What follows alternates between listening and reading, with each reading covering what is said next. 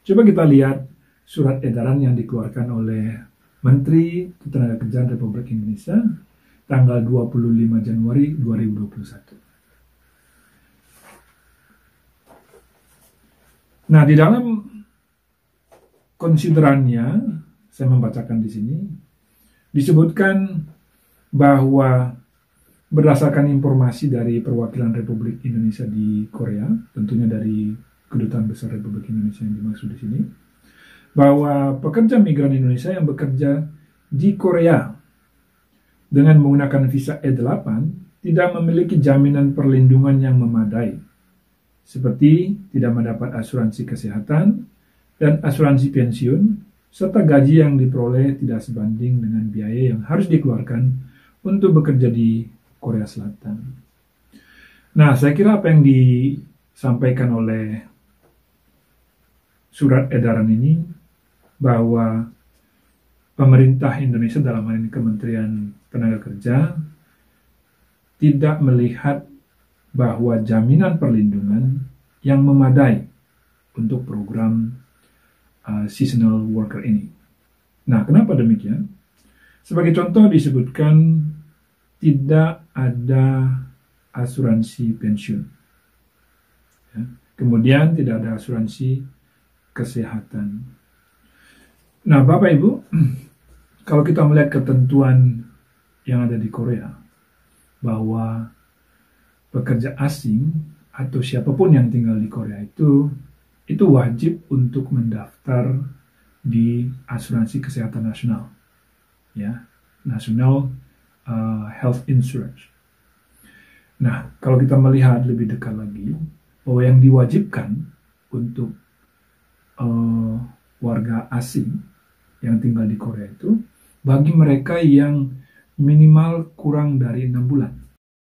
Nah, kalau kita melihat program seasonal ini, maka waktu yang diberikan untuk bekerja itu antara 3 sampai maksimal 5 bulan. Artinya, para pekerja migran kita dengan menggunakan visa E8 ini, mereka tidak wajib untuk diikutkan di dalam program National Insurance. Jadi, asuransi kesehatan nasional itu mereka tidak wajib. Kemudian kalau kita melihat mengenai asuransi pensiun. Nah, asuransi pensiun memang prinsipnya untuk negara Korea dengan negara-negara di mana pengirim pekerja migran itu menggunakan prinsip namanya timbal balik atau resiprokal. Ketika suatu negara pengirim tenaga kerja, mereka memberlakukan kewajiban untuk mengikuti asuransi pensiun di negara di mana orang Korea tinggal, maka kebijakan itu juga berlaku untuk orang-orang yang berasal dari negara tersebut. Artinya, ketika kedua negara saling mengakui sistem kewajiban untuk bergabung di dalam asuransi pensiun, maka kedua negara itu akan mewajibkan untuk orang asing yang tinggal dan bekerja di negaranya untuk mengikuti asuransi pensiun. Nah, kemudian disebutkan juga bahwa gaji yang diperoleh tidak sebanding dengan biaya yang harus dikeluarkan. Walaupun memang kalau kita melihat katakanlah upah minimum, ya, upah minimum di Korea itu cukup tinggi. Kalau tahun 2020 itu upah minimumnya mencapai 8.590 won. Kemudian di 2021 itu menjadi 8.720. Kalau kita konversi ke dalam rupiah, maka kurang lebih 110.000 per jam. Nah, kalau kita misalnya kalikan saja ke 8 jam ya, yang minimum 8 jam bekerja dalam satu hari, kemudian dikalikan dalam satu minggu 40 jam, maka kurang lebih 348.000.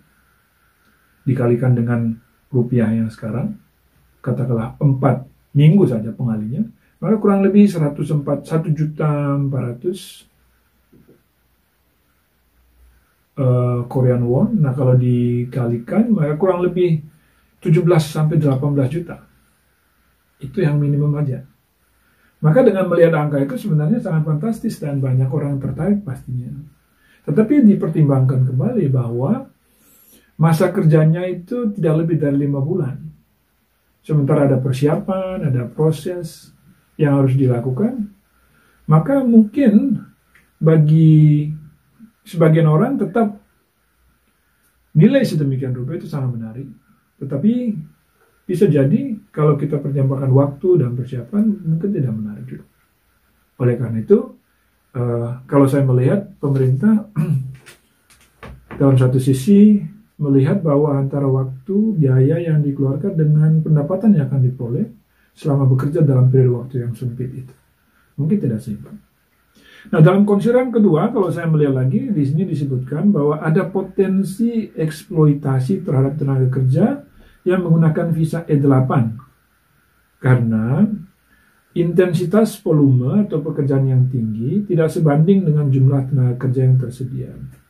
Nah, dalam beberapa referensi yang saya baca bahwa kebutuhan untuk pekerja asing, saya kira mungkin bukan pekerja asing saja, tenaga kerja yang dibutuhkan setiap tahun ada kekurangan sekitar 20.000 orang untuk sektor pertanian dan juga perikanan, khusus untuk pekerja musiman. Sementara dari data yang ada, kita bisa lihat di slide, jumlah yang tersedia itu hanya sekitar 10-15% yang tersedia.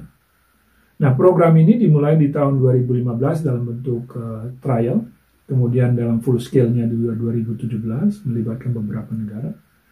Kemudian tahun 2019 itu hanya mengirim sekitar 3.000-an orang.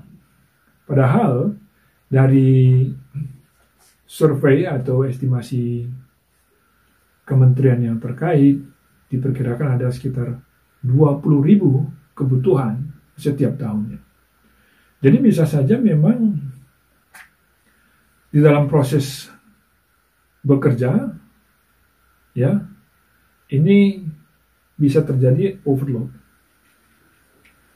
Nah, yang satu hal ingin saya highlight, tentu saya lebih berbicara dari aspek legalnya.